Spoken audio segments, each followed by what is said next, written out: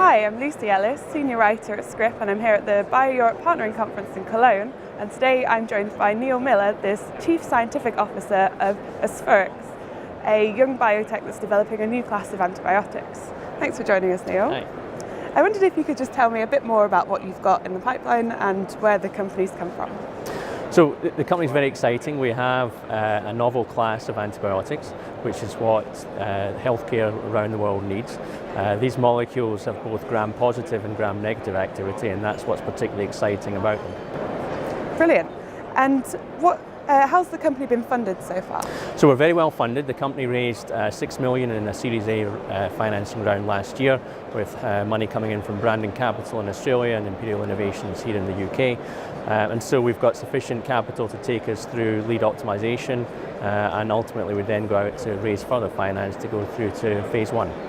Brilliant. So you're currently in the preclinical setting. So why do you think you've managed to attract that significant amount of funding at this early stage?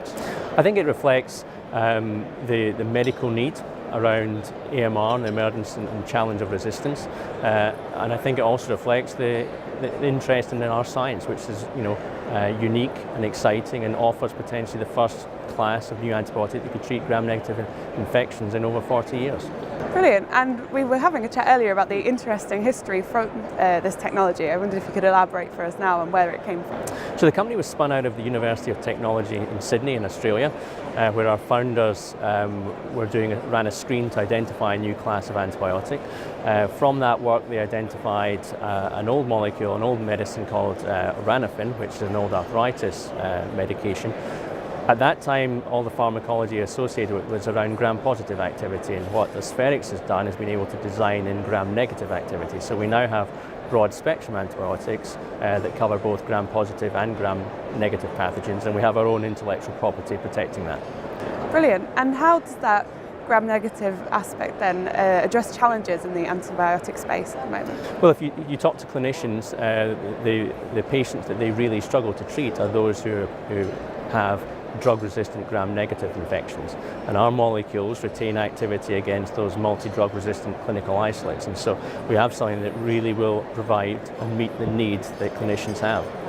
And antibiotics have been a challenging development space, so what kind of reception have you received as a new company in that area? Very positive. This is obviously the first time in a generation where there's excitement and interest both at investor level, at government level, at WHO, UN. There's a real global push around AMR, and I think that reflects why so many people want to talk to us and why our science has been so well received. And so what's your next step, and then what's your long-term vision where you'd like to be? So at the minute we're in lead optimization. We hope to identify a clinical development candidate in the next 12 to 18 months, and then we move into the clinic. So we'll need to fundraise to support that clinical activity. And what kind of fundraising is your next option? Have you got a particular thing you're looking for? No, that's something that we're defining with the board at the minute, but clearly we need to take us to the point where there's some significant risk discharge, and that would make us an attractive partner for someone who's got real late-stage clinical development expertise. Brilliant. Well, it sounds like an exciting time for you guys, and I hope you'll let us know what comes up next. Certainly will do. Thanks for joining us. Thank you.